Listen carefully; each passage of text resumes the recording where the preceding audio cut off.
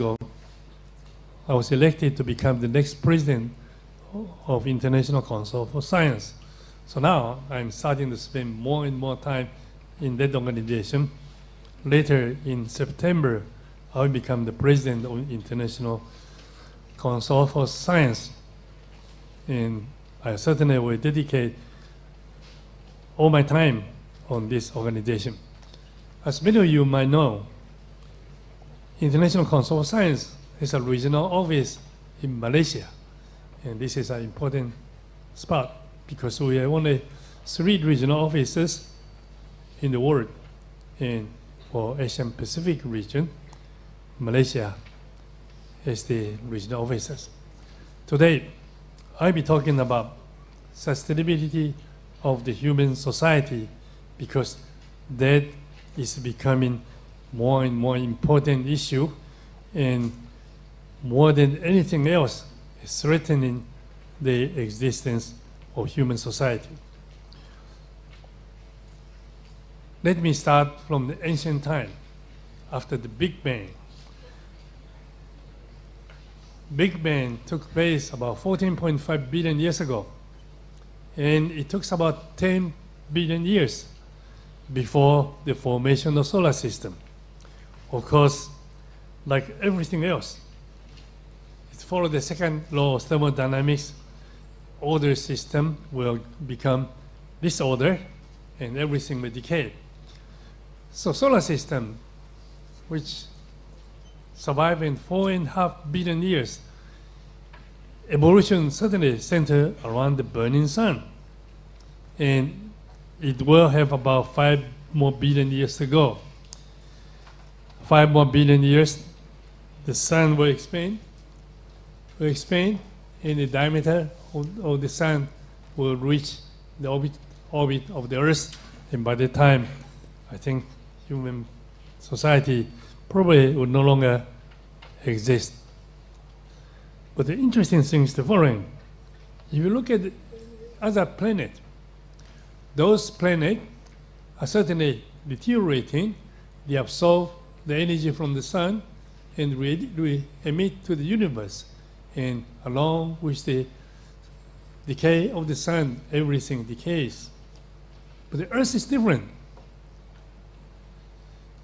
Soon after the creation of the solar system, I say soon, maybe a couple 100 million years, phenomena of life started, and because of the photosynthesis on the surface of the Earth, recycling of the material started to take place. So surface of the Earth is not deteriorating as quickly. Sunshine restores things back. So that's the reason, because of the photosynthesis phenomenon of life. Earth is very different from other planets in the universe and teeming with life. So after the formation of solar system, 4.5 billion years later, we did see that's the planet we are living on. As I said, Malaysia is centrally located in Asia. In this picture, is centrally located in the world. On this planet Earth, mankind, or ancestor, appeared somewhere between 1.5 million or 2 million years ago. Homo erectus evolved and exit from Africa.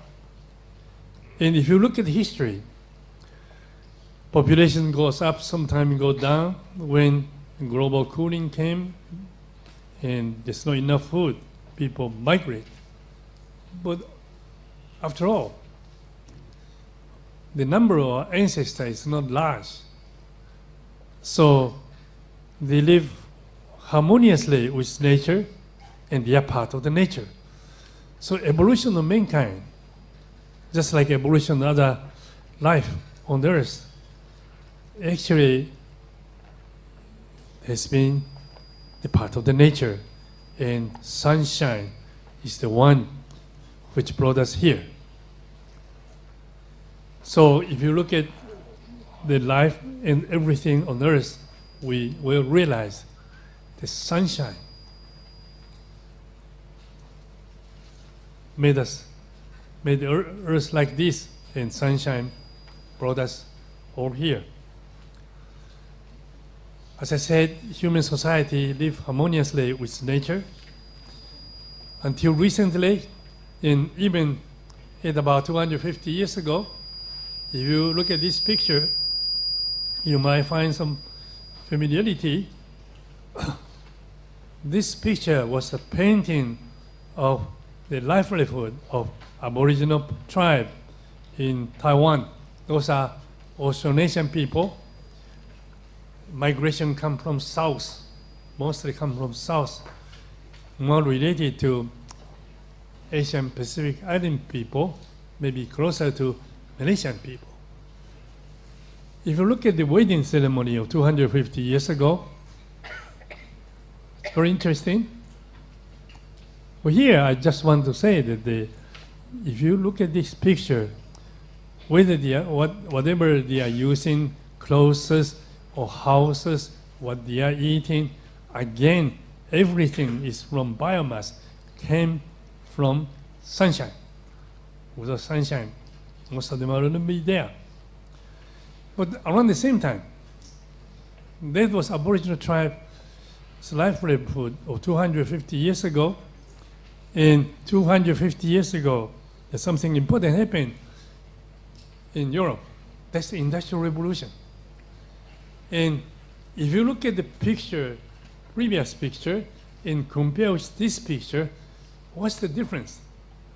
The difference is, after the Industrial Revolution, we depend so much on the material from underground and use fossil fuel to transform it into concrete, steel, aluminum.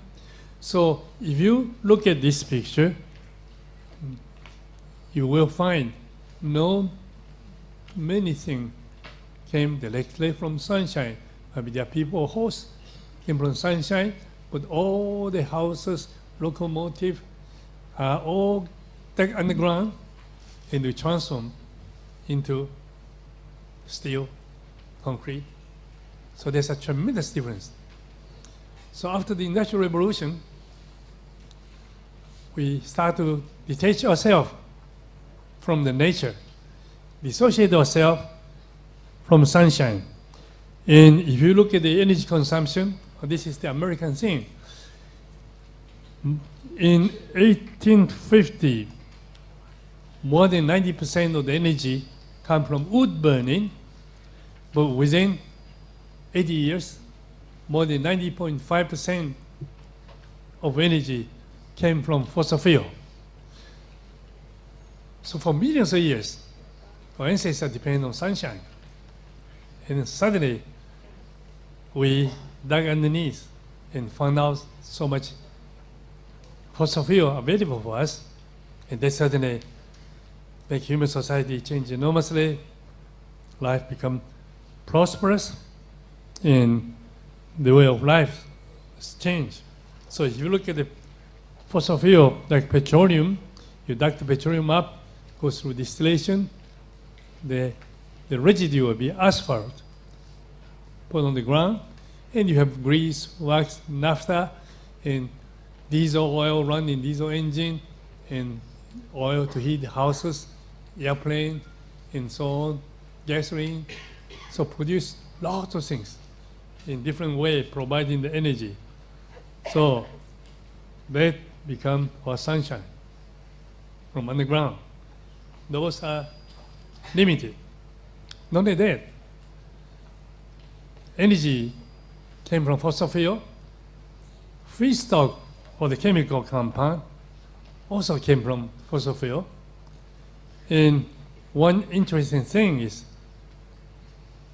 after we entered the 20th century, Henry Ford, he invented the automobile together along with some of the people like Mercedes-Benz in Germany. But Henry Ford try to make mass production and let consumer afford to buy automobiles. And you do see at the present time, you look at the United States, for every 1,000 inhabitants, there are 750 automobiles. Europe is up to 500. China is 30 now, but this number is going up quickly. They are now selling more automobiles than in the United States. India is lower, and Malaysia is certainly higher than China, or much lower than Europe. If you look at this picture, Tata company in India try to make small automobile and make it affordable to everybody. So before that stage, people might be riding bicycle for the entire family, then go to motorcycle. The entire family will buy a car and go into the car, and before you know it, everybody will be driving the car. That will be the trend for all over the world. And this is certainly a very worrisome development. Consumerism, industrial product become available to everybody, and so everybody start to consume large natural resources, large amount of energies. And fossil fuel dug under the ground, though they provide energy, it's also become a chemical feedstock, synthesize all sorts of things, from plastic, fibers, nylon, drugs. You can imagine that how many things are not synthesized by chemists. And most of the consumer goods are made by plastic or synthetic fiber, again came from fossil fuel. Even the food we are eating, when you eat a piece of bread, it's hard to imagine 30% of the bread is coming from the fossil fuel. In terms of fertilizer, use fossil fuel to prepare the fertilizer, and fertilizer will produce the food more productively, and 30% come from fertilizers. And after the Second World War, mass production became feasible, and Japan played a role in mass production of all sorts of things. Society developed, people live more comfortably, consumerism started to take place, and consumption is individualized. So this is one of the advertisements in China. Said there are more than 1,000 products on sale for the low price. And you can imagine nowadays, the young people will have their own computer, own iPhone, some of them own their own TV. At home, you have a washing machine, refrigerator, and all sorts of things which cannot be imagined a couple hundred years ago. We are consuming enormously because of the advancement of science and technology. Of course, the consequences are we are producing lots of waste. We are producing lots of waste, and this waste is changing the environment. As I was saying, that the sunshine recycled the material. Because photosynthesis, CO2 is reabsorbed and make the trees. But as we produce more and more waste, Earth can no longer absorb all the waste. And